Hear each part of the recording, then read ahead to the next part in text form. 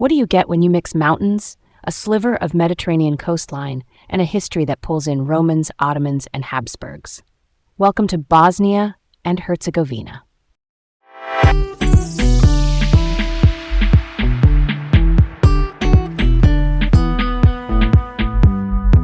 I'm Garrett, feeling curious today, like extra nerdy curious. This one's got layers. I'm Leah, really intrigued by the layers of history for real. Let's keep it warm and welcoming with laid-back learning with Leah and Garrett. All right, let's set the stage for this one. Bosnia and Herzegovina, a small country in Southeast Europe with outsized stories. Here's a cool thought to kick off. I once found this gorgeous Bosnian coffee set at a thrift shop, a tiny copper pot with a long handle and little cups. I brought it home and went down a rabbit hole. Turns out the coffee ritual there is more than caffeine. It's hospitality and unhurried conversation. The pot is called a jezva, and coffee is often served with sugar on the side and accompanied by something sweet. I tried brewing it, and not gonna lie, I scorched the first batch, but the vibe stuck with me. That little ritual mirrors the country's mix of cultures and landscapes, so let's zoom out to the map. Let's open the book on this. Bosnia and Herzegovina sits on the Balkan Peninsula, bordered by Serbia to the east, Montenegro to the southeast, and Croatia to the north and southwest, plus this narrow window to the Adriatic Sea around the town of Neum. That tiny coastline shapes trade routes because a lot still moves through neighboring Croatia's roads and ports. Inside the country, the landscape is mostly mountains. The Dinaric Alps run like a spine, and then rivers carve these dramatic corridors.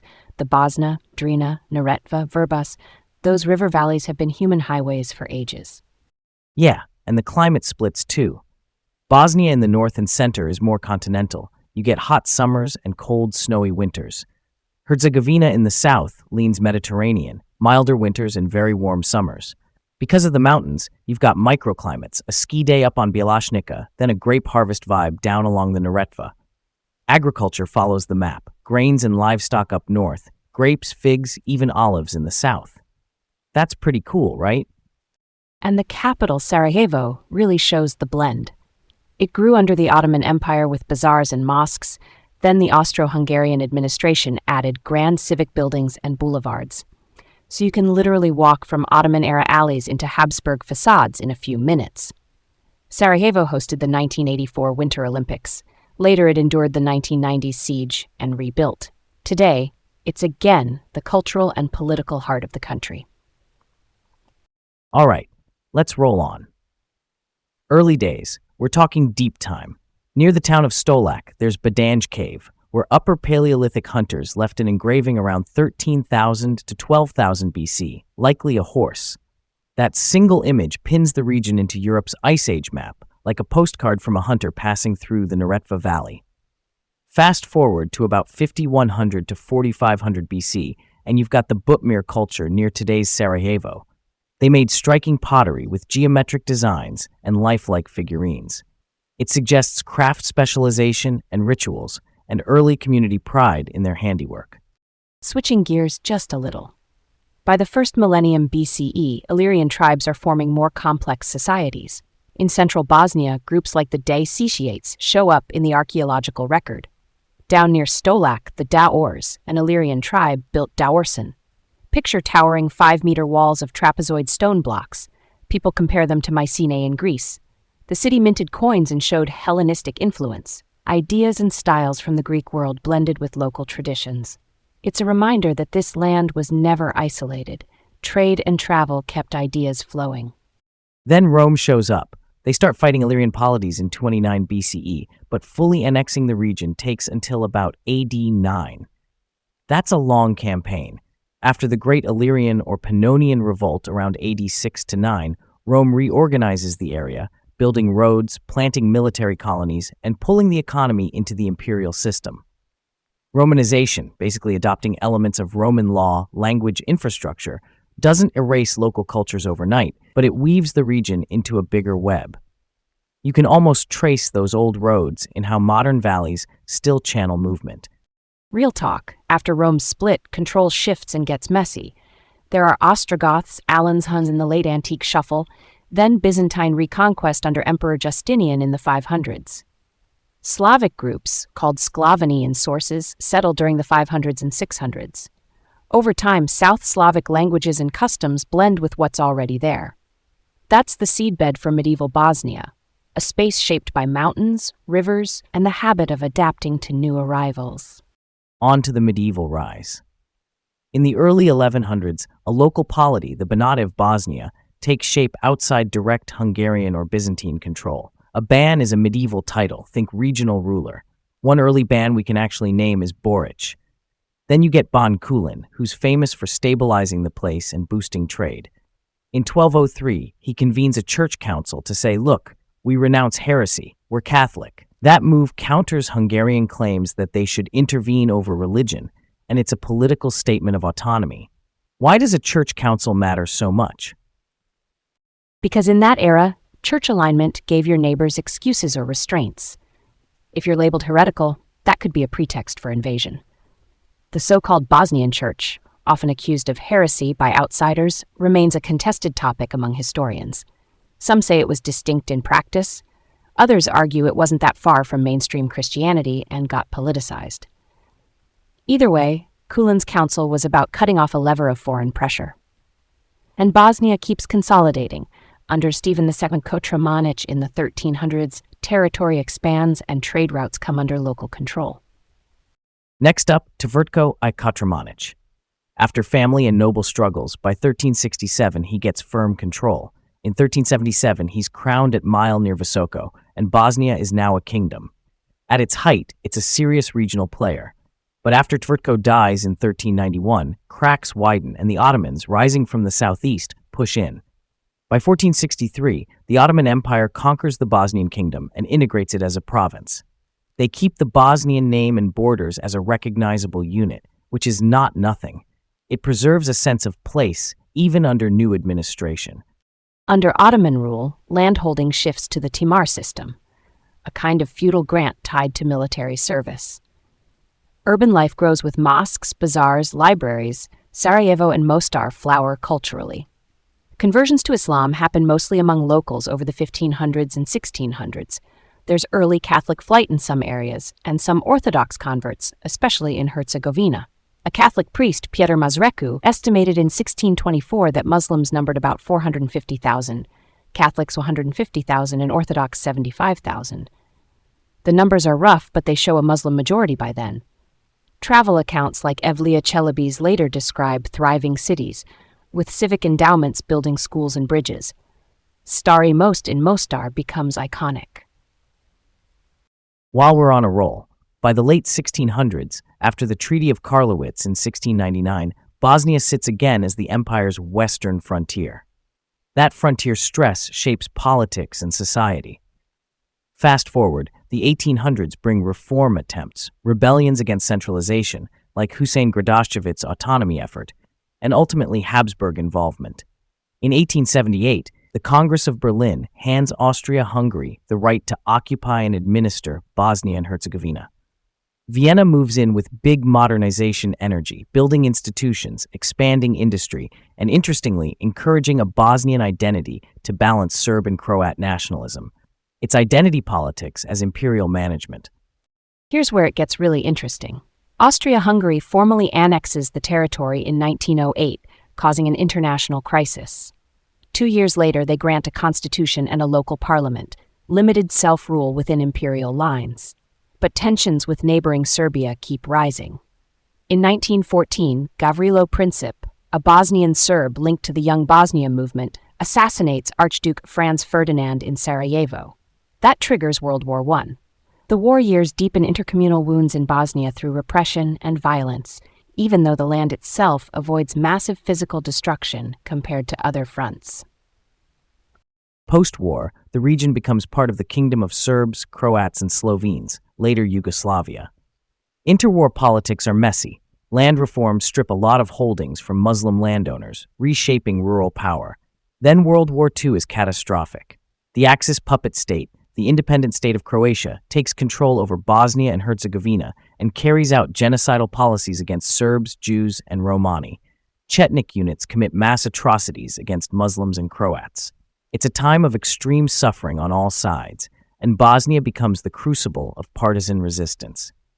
In 1943, at Jatse, a council called AVJO, short for the Anti-Fascist Council of the National Liberation of Yugoslavia, re-establishes Bosnia and Herzegovina as a republic within a federal Yugoslavia, basically matching the old Habsburg borders. In 1946, the Socialist Federal Republic of Yugoslavia formalizes that. The idea is a multi-ethnic Bosnia inside a multi-ethnic federation. Industry grows in the socialist period. Foreign partnerships come in, like a Volkswagen-licensed car factory in Sarajevo in the 1970s. Sarajevo hosts the 1984 Winter Olympics. There's a sense of openness and success. Then the 1990s hit. The federation unravels. Multi-party elections in 1990 bring a coalition, but the center can't hold. After declarations leading to independence in early 1992, the Bosnian War erupts. The Yugoslav People's Army pulls out in name, but Bosnian Serb forces, reflagged as the VRS, move with heavy weaponry. There's ethnic cleansing, concentration camps, and the siege of Sarajevo. In 1994, the Washington Agreement ends the Croat-Bosniak fighting and creates the Federation of Bosnia and Herzegovina, aligning former adversaries. In July 1995, Srebrenica, more than 8,000 Bosniak men and boys are killed, later legally recognized as genocide. By late 1995, the Dayton Agreement halts the war. Dayton also sets the architecture that still defines the state. Two entities, the Federation of Bosnia and Herzegovina and Republika Srpska, plus the self-governing Brčko district. A tripartite presidency, one Bosniak, one Serb, one Croat, rotates chairmanship. Lots of vetoes, lots of power sharing. It prioritizes stability and representation. Efficiency, not always. Still, there's recovery and tourism grows. Ottoman bridges and Habsburg boulevards, mountain resorts and river canyons. In 2014, protests showed that economic frustration can cross ethnic lines. In recent years, Bosnia and Herzegovina became an EU candidate in 2022 and has been a NATO candidate since 2010. The future hinges on reforms and consensus, but the direction points toward European integration. Let's dig into a thorny question. There's this 10th century text by Byzantine Emperor Constantine VII called De Administrando Imperio, basically a guidebook for ruling, with notes on neighboring peoples. It mentions a place called Horion Bozona, meaning a small land of Bosnia tied to the Bosna River. The controversy is how to read that line. Some Serb national ideologists interpret it as proof Bosnia was originally Serb land. Other scholars say the text is mainly geographic and that the line sits in a chapter structure that can mislead. It may reflect temporary rule by a leader like Grand Duke Czaslaw rather than ethnicity. Why is one line in an old manual so fought over? Because early medieval sources are scarce and later politics wants early anchors. If you can claim, look, the emperor labeled this as part of X, you can project modern identity back 1,000 years. But Constantine doesn't give a clean ethnic label there. And medieval identities were fluid. Polities were shifting coalitions, borders moved with marriages and wars. So relying on a single ambiguous sentence can be risky. Better to treat it as evidence that a recognizable Bosnia, geographically tied to the Bosna River, existed as a concept, without overloading it with modern national meaning. Yeah, that checks out. I also think geographic naming matters. The fact that Bosnia as a place name is recorded that early says something about continuity of a region, but leaping from place name to fixed ethnic identity is where it gets, wobbly. The highland geography tends to foster local autonomy. Communities adapt to whoever's nominally in charge, and culture blends. So maybe the takeaway is to respect the depth of the name while acknowledging that medieval ethnic maps are not modern census charts. Totally. And one more nuance. Translations differ. Depending on how you render the sentence, you can shade it toward ethnicity or geography. That's why historians cross-check with archaeology, later records, and patterns like river-based settlement. In short, we can accept the early mention as real and important, but keep modern labels from doing too much heavy lifting there. All right, let's keep it moving. Pop culture angle. Bosnia's history is cinematic. Picture a film that walks old Sarajevo, Ottoman Bazaar into Habsburg Avenue in one tracking shot, then jump cuts to Olympic ski jumps and a rebuilt city square. Or an ensemble drama in Mostar, where characters meet on a restored Stari Most bridge, stories crossing like the arch itself. A series could follow a coffee shop over a century. Owners change, empires come and go, but the jezva keeps pouring. That hits different. New thread incoming. Counterfactual time. Hussein Gradašević, an early 1830s Bosnian leader, pushes for autonomy from the Ottoman center. What if that movement had succeeded, and an autonomous Bosnia Eyalet, an Ottoman province with broad self-rule, had been recognized? I could imagine a semi-sovereign Bosnia building stronger local institutions before European great powers got directly involved. Maybe that changes the 1878 outcome, or at least the terms. Austria-Hungary might face a more consolidated local partner rather than a province ripe for occupation. I'm down for that thought experiment. If autonomy had stuck, local elites might modernize on their own timeline, maybe negotiating trade corridors through the Neretva and Drina valleys with more leverage. A semi-sovereign Bosnia could adopt reforms and a shared civic identity earlier, softening later nationalist pulls. It might also complicate the great power chessboard. Vienna's annexation in 1908 becomes costlier diplomatically or even unnecessary if a Bosnian-led administration is already delivering stability at the frontier. Wild how that works out in theory, right? Here's a twist, though. Being a frontier is exhausting. Even with autonomy, Bosnia would juggle pressures from Vienna, Istanbul, Belgrade, and beyond. A stronger Bosnian administration might still get drawn into great power bargains. But yes, local autonomy could seed more resilient institutions, maybe cushioning the shocks of the late 19th and early 20th centuries. It's a thread worth pulling on because it highlights how much geography and timing matter. Stay curious. Bosnia and Herzegovina rewards every question you bring to it. Let's wrap that up with a bow. From Paleolithic art to modern candidacy for the EU, it's a place where rivers, mountains, and people keep weaving new stories. Until next time.